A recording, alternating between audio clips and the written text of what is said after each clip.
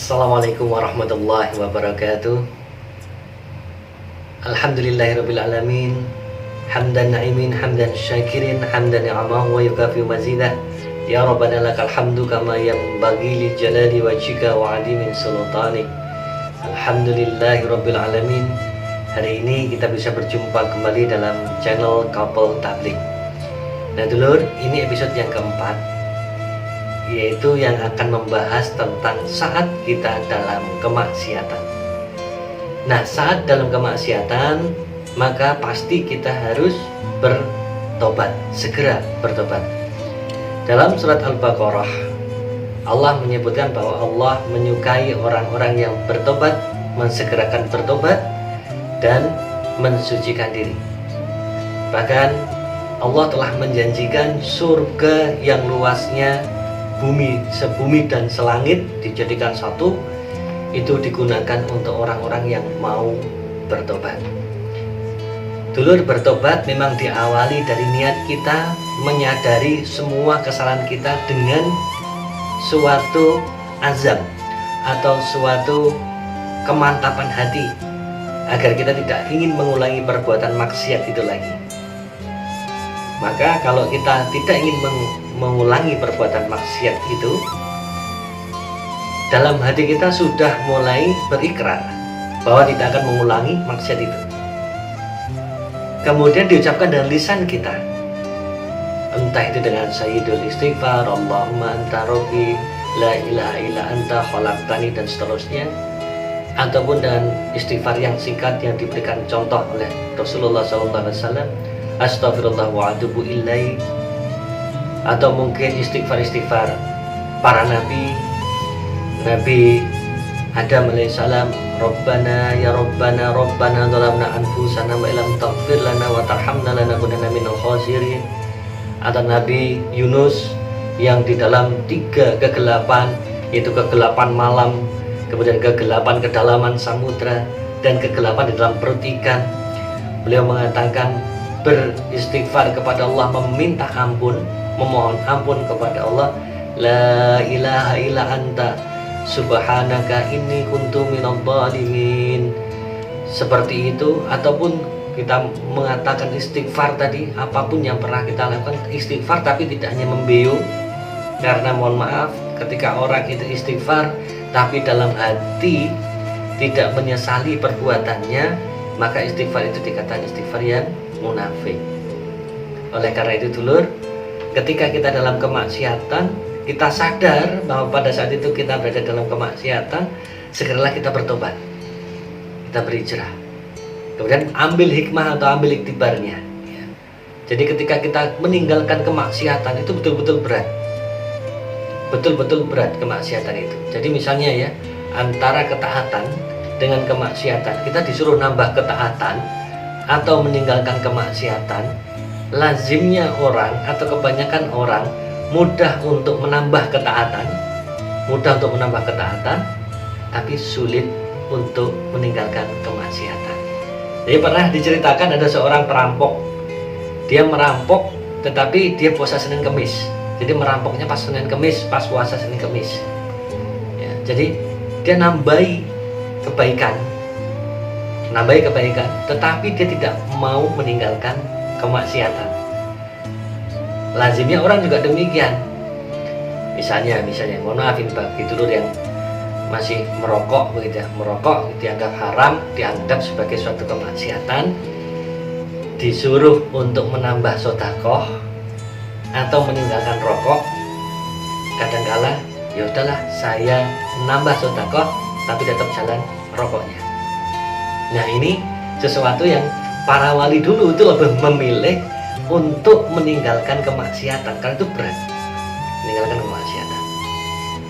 Jadi dulur, ini ujian bagi kita. Saat kita mau meninggalkan kemaksiatan, maka Allah pasti akan melimpahkan tadi. Ketika kita beristighfar, maka Allah akan memberikan kita hujan yang lebat,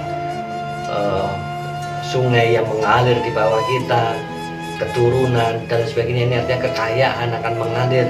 Itu Allah akan bukakan semua. Ketika kita meninggalkan maksiat kita, segera bertobat, apalagi kita hijrah gitu ya. Jadi bahasanya itu kalau tobat itu seolah-olah negatif gitu. Jadi kalau hijrah itu positif gitu. Nah jadi sebenarnya sama antara hijrah dengan tobat.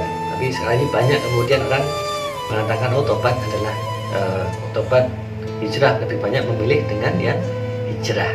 Apapun itu yang penting adalah ketika kita berada dalam kemaksiatan, semoga kita pada saat itu sadar dan kita mulai meninggalkan kemaksiatan. Nah dulur, seperti contoh kisah seperti ini. Ada si Fulan ini adalah orang yang taat beragama. Kemudian dia mencoba untuk berguru kepada seorang syekh. Dia berguru dengan seorang syekh. Nah, umumnya lazimnya di Arab sana, ketika seorang murid diangkat, seorang guru mengangkat muridnya, maka dia akan menanggung hidup muridnya itu. Seperti Imam Malik. Imam Malik juga seperti itu. Dia selektif terhadap murid-muridnya. Katakanlah hanya sedikit yang diangkat jadi muridnya, karena dia harus menanggung hidup semua kebutuhan hidup murid-muridnya ini. Nah sama dengan syekh ini, dia mengangkat satu orang yang si Fulan ini ya. Si Fulan ini boleh jadi muridnya, tapi wahai Fulan, apa yang saya makan itulah yang kamu makan. Nah biasanya syekh ini sangat kuat untuk berpuasa. Sampai kemudian dia berpuasa karena tidak ada makanan yang akan dimakan. Tidak ada makanan yang dimakan, bahkan ketika sahur pun mereka minum air putih dan hanya sebutir kurma. Buka juga dengan hal yang sama.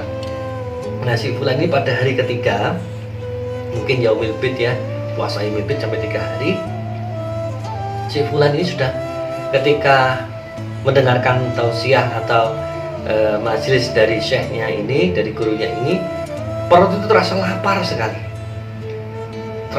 sekali, sehingga ada dorongan, ya udah lebih baik kamu mencuri saja, kan kamu sedang dalam kelaparan, pasti Allah mengampuni kamu ketika kamu mencuri. Ini bisa dalam hatinya.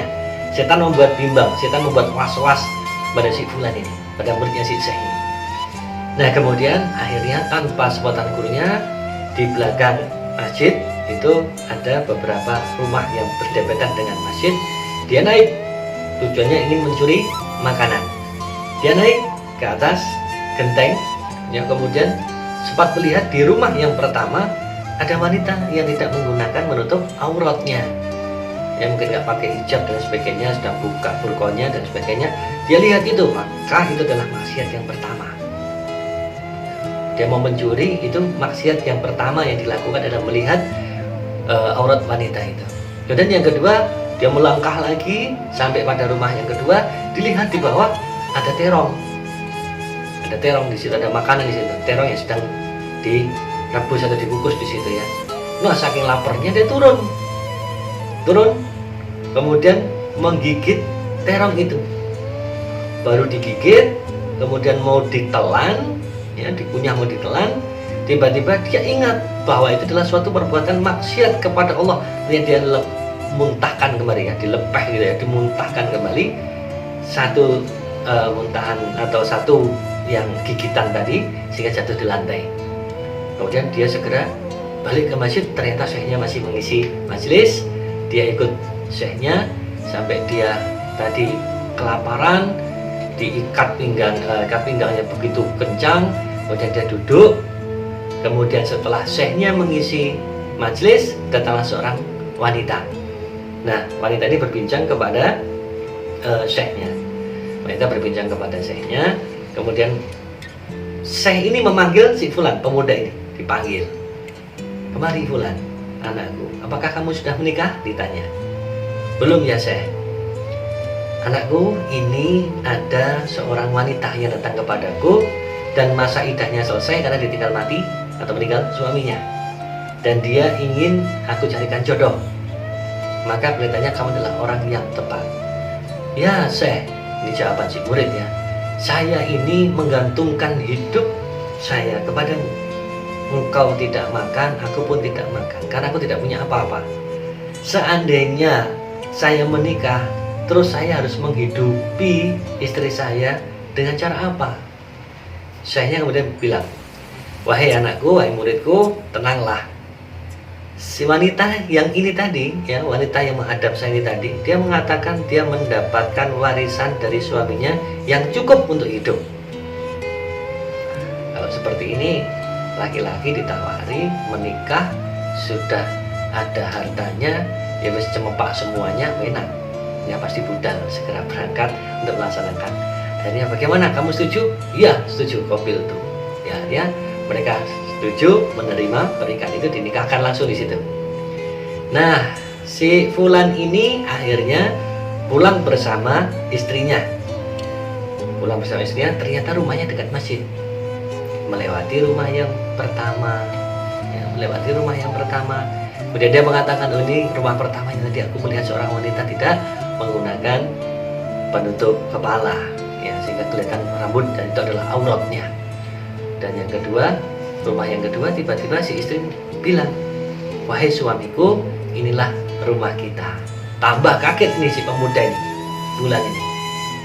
Terus kemudian dipersilakan duduk. Kamu lapar ya suamiku? Aku lihat kamu tadi bicara belum makan dengan Syekh. Ya aku lapar. Sambil deg-degan ini si Fulan ini. Istrinya masuk ke dapur menjerit keras. Ya Allah, apa yang terjadi dengan terongku? Suami kemudian datang. Si Fulan ini, pemuda ini datang ke dapur dan menanyakan, wahai ada apa istriku? Lihat suamiku, ada orang yang mencoba masuk ke dapur kita, kemudian menggigit terong ini, kemudian masih ada lepehan atau gigitannya yang ada di lantai. Kemudian baru si Fulan pemuda ini, si suami ini menceritakan kepada istrinya, hai istriku, sesungguhnya seperti ini. Dia ceritakan semua di situ. Nah, akhirnya yang ini memancing suatu perkataan dari sang istri, yaitu diabadikan. Ya, diabadikan oleh tinta emas para ulama pada saat itu dengan perkataan seperti ini. Ya suamiku, engkau ingat Allah sehingga meninggalkan maksiat itu, namun Allah menggantinya dengan aku, dengan terong yang aku masakkan sekarang untukmu, dan juga dengan rumah ini dan seisinya. Ketika kamu tinggalkan Allah, ketika kamu tinggalkan maksiat, maka Allah menjagamu untuk melipat gandakan semua rezeki yang semuanya tunduk kepadamu sekarang ini. Dia dapat istri, dapat terong, dapat rumahnya, dapat hartanya. Jadi sekurang apa, cemopak semua, siap semuanya, karena Allah berikan karunia, karena dia meninggalkan maksiat. Di tengah-tengah dia sebenarnya berbuat maksiat, kemudian dia tinggalkan itu karena ingat Allah. Itulah balasan Allah. Alhamdulillah, semoga barokah dan manfaat. Saya Bagus Ani Putra, bila taufiq wal hidayah. Assalamualaikum warahmatullahi wabarakatuh.